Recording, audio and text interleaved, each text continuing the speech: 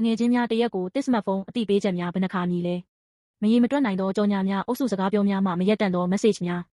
အားလုံးကငါ့ကိုကြည့်ပါငါ့ကိုလိုက်ပါဟုအော်ဟစ်နေကြပြီးကျွန်တော်တို့၏အာယုံနှင့်နှလုံးသားကိုခိုးယူနေကြသည်စမတ်ဖုန်းစူညံတန်များကြားတွင်ငါဟုသောတည်ရှိမှု၏အမှန်တရားတန်ဖိုးကိုအမှန်တကယ်သိပြီးနှွေးထွေးစွာနာမည်ခေါ်ပေးသောအတန်ရှိပါသလားသို့တော်ယေရှုကကျွန်တော်တို့၏ဝိညာဉ်ကိုကယ်တင်သောစစ်မှန်သောတိုးထင်းကြီး၏အတန်အကြောင်းဤသို့မိန့်တော်မူသည်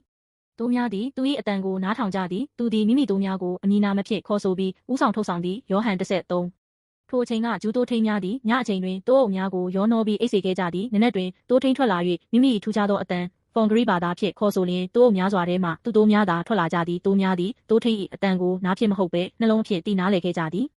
ယနေ့ကျွန်တော်တို့သည်အယ်ဂိုရီတန်များအကြံပြုသောအတန်များကိုသာအရာအလုံးဟုယူဆ၍နေထိုင်နေကြသည်သို့သောအယ်ဂိုရီတန်များသည်ကျွန်တော်တို့၏ပတ်စံအိတ်နှင့်အချိန်ကိုသာလိုချင်ကြသည်သူတို့သည်ကျွန်တော်တို့ကိုအပြည့်အဝအသုံးချပြီးမလိုအပ်တော့သည့်အခါရက်ဆက်စွာပစ်ချလိုက်ကြသည်ဒါကဤကမ္ဘာဥပဒေဖြစ်သည်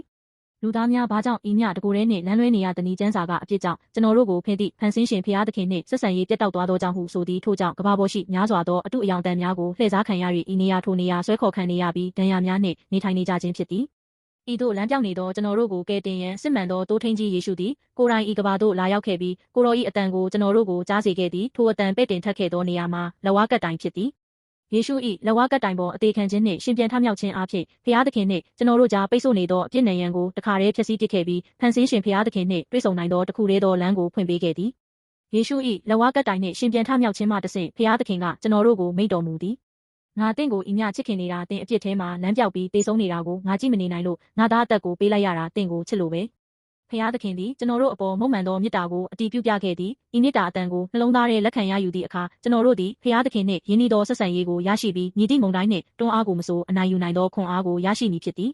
ချစ်ရသောတငယ်ချင်းများကမ္ဘာစုညံတန်များစွာကြားတွင်ကျွန်တော်တို့၏ဝိညာဉ်ကိုနှိုးကြားစေပြီးအားပေးသောတခုတည်းသောကယ်တင်ခြင်းသတင်းမှာယေရှုခရစ်တပါးတည်းသာဖြစ်ပါသည်ယခုအချိန်တွင်သင်တို့အတွက်အသက်ကိုစွန့်လွတ်ခဲ့သောယေရှု၏အတန်ကိုနှလုံးတကားဖွင့်လှစ်၍တုံ့ပြန်ကြပါစေ